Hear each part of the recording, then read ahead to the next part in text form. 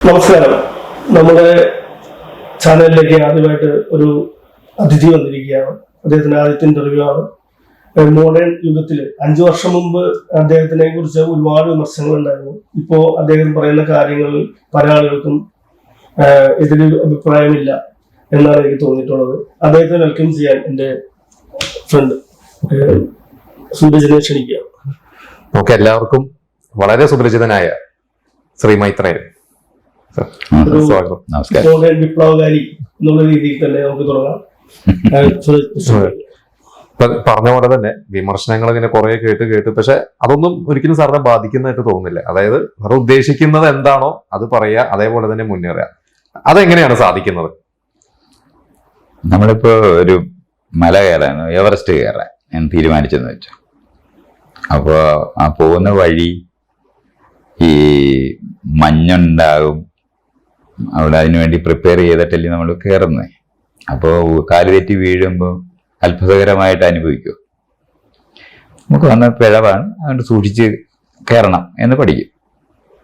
അവിടെ മഞ്ഞുണ്ട്, കൊടുങ്കാറ്റുണ്ട്, വലിയ മഴ വരും. ഇതെല്ലാം മറികടന്നിട്ടാണ് നമ്മളതിൻ്റെ മണ്ടേ കയറുന്നത്.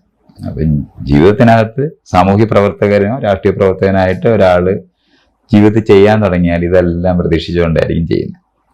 അതുകൊണ്ട് എതിര് വരികയല്ല, എതിരവിടെ ഉണ്ടെന്നറിയുന്നു. മല കയറാനായിട്ട് ഒരാൾ പോകുമ്പോൾ മലയുടെ മണ്ടയിൽ എത്തിച്ചേരുന്ന വഴി മരിച്ചു പോവുക. ഇഷ്ടംപോലെ പേര് നമ്മള് ഹിമാലയത്തിൽ ചെന്നാൽ ബോഡി പോലും കിട്ടാത്ത ആൾക്കാർ അവിടെ ഉണ്ട്. പക്ഷെ അതിന് മുകളിൽ കയറിയവരുമുണ്ട്. അപ്പൊ ആ ഒരു ചലഞ്ചായിട്ട് ജീവിതത്തിനെ കാണുകയും ഒരു ചലഞ്ചായിട്ട് ജീവിതം മനസ്സിലാക്കുകയും ചെയ്യുന്നു. അതേ സമയത്തോളം ദുഷ്കരം എന്ന ആൾക്കാർ പറയുന്നിടത്തോട്ടാണ് നമ്മൾ പോകുന്നത്. ഇപ്പൊ രാഷ്ട്രീയ പ്രവർത്തകരായിരിക്കുമ്പോൾ ഒരു പ്രശ്നം ഉണ്ടെന്ന് പറഞ്ഞ് കേട്ടാൽ രാവിലെ അങ്ങോട്ടായിരിക്കും വണ്ടി പിടിക്കുന്നത്. അതുകൊണ്ട് പ്രശ്നം തീർക്കേണ്ട പണി അതിനകത്ത് ഇടപെടേണ്ടവരാണ്. മറ്റെല്ലാവരും പ്രശ്നം ഉണ്ടെന്ന് കേൾക്കുമ്പം ആ പ്രശ്നത്തിൽ നിന്ന് ഒഴിവാകാനാണ് ആലോചിക്കുന്നത്. അവർ അവിടോട്ട് പോകരുതെന്നാണ് പറയുന്നത്. ഇവ രണ്ട് ജീവിതത്തിനുള്ള സമീപന രീതിയുടെ വ്യത്യാസമാണ്. അപ്പൊ അതുപോലെ അങ്ങ് മനസ്സിലാക്കിയാൽ മതി. അപ്പൊ ഞാൻ എൻ്റെ ജീവിതത്തിനകത്ത് ആളുകൾ എതിർക്കുകയോ പറയുകയൊക്കെ ചെയ്യുമ്പം അത് നമ്മൾ മറികടക്കേണ്ടതായ ഒരു പ്രശ്നം മാത്രമാണ്. അല്ലാതെ അവരെന്തുകൊണ്ട് അങ്ങനെ പെരുമാറി ചോദിക്കേണ്ട കാര്യമില്ലല്ലോ. കാട്ടിൽ പോയി കടുവയെ പിടിക്കാൻ പോകുമ്പോൾ കടുവ മര്യാദയ്ക്ക് പെരുമാറിയില്ല എന്നുള്ളൊരു വിചാരമൊക്കെ ഉണ്ടാവുമോ? കടുവയെ എങ്ങനെ പിടിക്കണമെന്ന് മാത്രമല്ല ആലോചിക്കാനൊക്കെ. അല്ലെ, കടുവ നന്നായി മര്യാദയ്ക്ക് പെരുമാറും എന്ന് പ്രതീക്ഷിച്ചുകൊണ്ട് നമ്മൾ തുടങ്ങുന്നില്ല. അപ്പൊ കടുവയുടെ എല്ലാ പെരുമാറ്റത്തിനകത്തും അത് അടിക്കുകയോ ഉപദ്രവിക്കുകയോ ഒക്കെ ചെയ്യുന്ന സമയത്ത്, കടിക്കുകയൊക്കെ ചെയ്യുന്ന സമയത്ത് നമ്മൾ അറിയേണ്ടതാണ് ഇത് ആ റിസ്ക് ഉണ്ട് എന്നറിയുന്നതുകൊണ്ടാണ് നമ്മളത് ചെയ്യുന്നത്. അതിനുള്ള പ്രിപ്പറേഷനാണ് ജീവിതത്തിൽ വേണ്ടത്. അത്രയേ ഉള്ളൂ. ഞാൻ അങ്ങനെ പ്രിപ്പയർഡ് ആയിട്ടാണ് ജീവിക്കുന്നത് കൊണ്ടാണ് 50 വർഷമായി ഞാൻ വീട് വിട്ട് പൊതുപ്രവർത്തനത്തിനകത്ത് ആരംഭിക്കുന്നത്. അപ്പൊ അത്രയും നാളെ ചെയ്ത അനുഭവം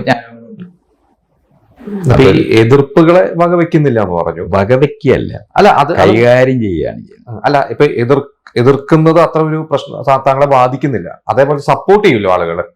അപ്പൊ സപ്പോർട്ട് ചെയ്യുമ്പോൾ അതൊരു പോസിറ്റീവ് എനർജി കിട്ടാറുണ്ടോ? നമ്മൾ പോസിറ്റീവ് എനർജി നെഗറ്റീവ് എനർജി എന്നൊക്കെ ആൾക്കാർ പറയുന്ന പോലെ അല്ല അത് കാണുന്നത്.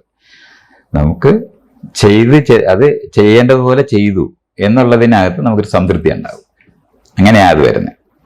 നമ്മളിപ്പം എന്താണ് ഹിമാലയത്തിന്റെ ഉദാഹരണം നമ്മൾ നേരത്തെ പറഞ്ഞ പോലാണെങ്കിൽ ആദ്യത്തെ എന്താണ് സ്ഥലം അവിടെ കഴിഞ്ഞാൽ പിന്നെ രണ്ടാമത്തെ സ്ഥലമുണ്ട്.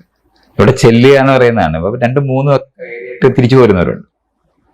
പക്ഷെ മുകളിലേക്ക് പോകണമെങ്കിൽ അതിനു വേണ്ടി പ്രിപ്പറേഷൻ വേണം. അപ്പൊ 2-3 തവണ പോയിട്ട് വീണ്ടും പോയിട്ടായിരിക്കും മുകളിൽ കയറുന്നത് വരാൻ വേണ്ടി.